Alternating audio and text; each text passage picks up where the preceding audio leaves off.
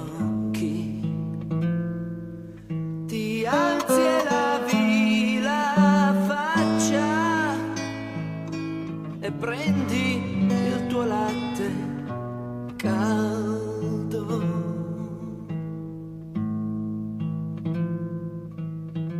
Fra le tue dita passa ogni giorno il lavoro che traduce la tua fatica nei soldi di cui hai bisogno.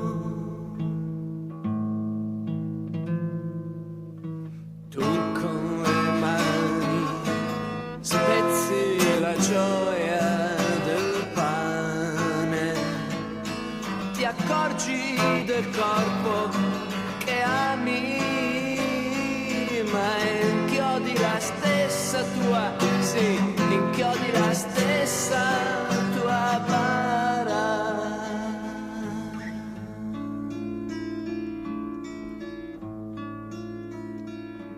Tu con le mani spacca tutto, demolisci, distruggi, grida forte.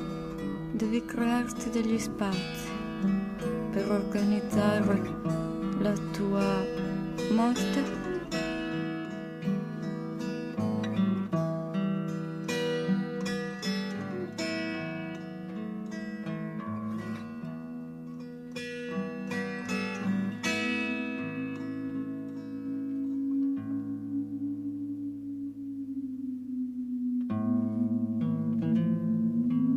Ma tu con le mani apri la porta ed esci, ti accorgi che non c'è posta e anche per oggi non se ne fa niente. Sì, di questa rivoluzione non se ne fa niente.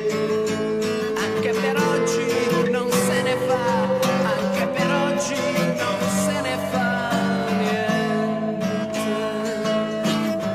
Gesù Cristo non è morto, vive e lavora, vive e lavora, vive e lavora nel Perù, sì nel Perù, ed anche questa volta lo faranno fuori, ma lui sa che questa volta servirà molto di più perché stamperanno le magliette, ne faranno i manifesti e ne venderanno tanti, ne venderanno tanti.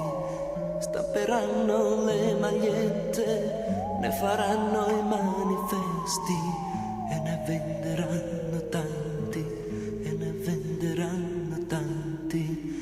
Crocifissa con puntine sopra i muri, nelle stanze, sopra i muri di tutti noi. Sorride, sorride fra un cantante e un calciatore, porta ancora barba lunga, e capelli da profeta.